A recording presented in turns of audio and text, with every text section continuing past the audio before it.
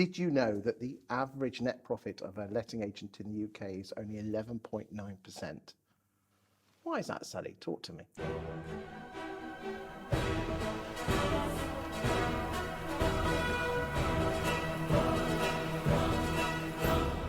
Well, that's the big question, isn't it? How can we be trading at 11.9% and be 93rd on the list of industries' profitability, which is really low down, whereas in America, our industry's in the top 5. Why is that? And I find it fascinating that for so many years we've operated with such small margins. And that report, actually, the Plimsoll report, is actually based on the top 1,000 letting agents in the UK. So there's going to be people down the list. There is. In my experience over the last few years of working with letting agents, we're seeing people that are breaking even. Myself and Kate, we've had many people sit and cry. They're putting £4,000 or £5,000 a month into their business, so they're paying their business to be in business. Why is that? How do we do that, and how have we allowed this to happen?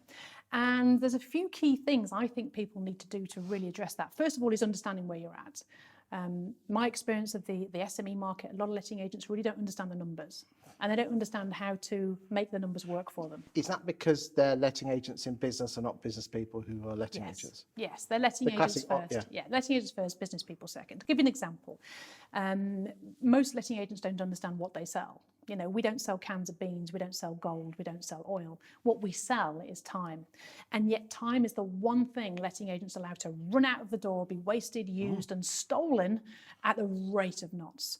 I do some tenancy manager training. I have a team of tenancy managers that come to training. We have about 50, 60 people come at a time, and it's fascinating to listen to the things that those guys are doing.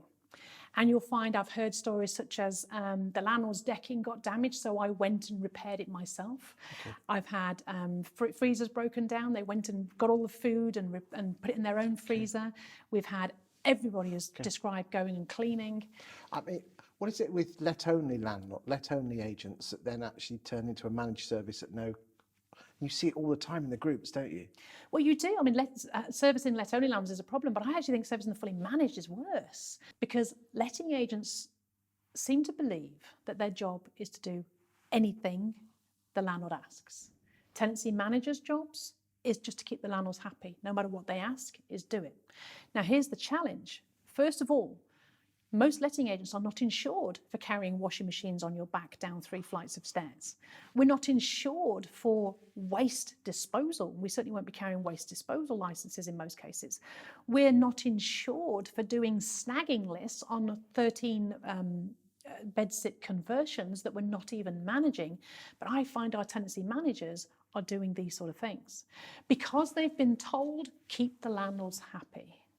And this is the big challenge, because it's our time, our commodity, the thing that we are selling that is being, you can use the word stolen, utilised, wasted in trying to keep the landlords happy. I challenge people, go to the restaurant that you go to every week and ask them for free chips.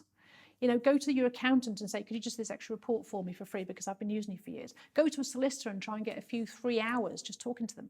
And yet you will go and spend 3 hours sitting in an empty property waiting for British Gas to turn up because the landlord doesn't want to use your supplier because he's trying to save £10. Why do we do that? And exactly as you just said there, Chris, they're looking from a letting agent head, keep landlords happy. They're not talking from a business owner's head. I don't know any other industry in the world that allows their commodity to be wasted at such a degree as we do here. It's scary. Is that because letting agents have a certain mindset? And how do we change that? I think letting agents really do have a service mindset. If you see an estate agency, it's all about sale, the deal, the money, get the money in, get the deal and get it closed, transactional. Yeah, brilliant. Letting agents, we're just going to keep everybody happy, and they'll spend hours, delegating. It's classic relationship marketing. But do you think they take it too far? It is too far. It's non-economical. One of the interesting things that I ask people to do is to work out what their hourly rate is. How much does your business need to earn every hour to make the profit you want to make, not just to cover costs, but to make the profit? And how much is the price on every individual member of your staff's head? And we work that out. Now, it's anything between £25 and £75 per hour per head. And we say, right now, work out what you want it to be. If you want to go for 50% profitability, you double that. If you want to go for 25% profit, add 50% on. But you work out what you need to charge per head. So when a landlord says to you, Can you go and pick the keys up from such and such so-and-so and drop them off so-and-so? Certainly, sir, that'll be £150, so that'll take me 2 hours. How would you like to pay? All of a sudden, the Oh, hold landlord on a second. People go, oh, I'm going to lose my landlord now. Absolutely, that's what they think. They think they're going to lose all the landlords, land's going to run for the hill. But here's the thing, they don't. We've been doing this for years across hundreds and hundreds of letting agencies. Because They you've don't. taught lots of agents to do this. Yeah. Surely they're going to run out the door, these landlords, aren't No, they don't. And that's the belief that they will, but they won't. And they don't. Because everybody understands we have to pay for a service. When did you last get a bill or a letter from the service provider, such as electricity, gas, the phone company, saying that it was going up? They're going to be charging more. You look at it, you chunter a little bit, and then you crack on. Because if you don't mind me saying, a couple of years ago when the tenant fee ban came in, you created a letter for agents to send to their landlords, and I can remember everyone was, if you don't mind me using, shit scared. And that's They still are, Chris.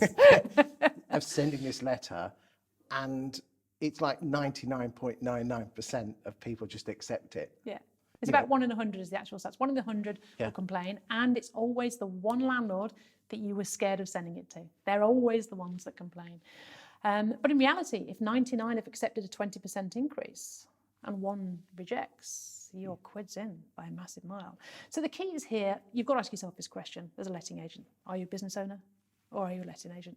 And if you want to make money in your business, you want to make profit, and if you want to make money personally as an individual, and you want to have a business that serves the people that work in that business and serves future generations and does the things that you want to achieve from business, all those dreams you had when you set up the business, then there's decisions you've got to make. Because we didn't set up our businesses just to break even, did we? No. And I always use the Sainsbury's analogy. What would Sainsbury's do? Would they allow that can of beans just to walk out the shop? No, you'd probably get arrested.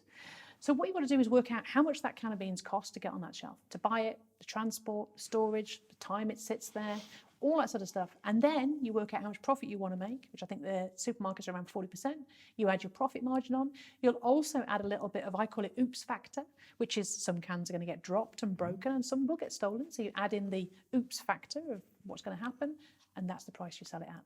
Very few letting agents have worked down to that granular level, and that's why they're not making profit. Thank you for your time today, Sally. Ladies and gentlemen, Sally Lawson, a letting agent guru, been joining us today and various other videos talking about how to be a better letting agent. Thank you for your time today. You're welcome. Thank you, Chris.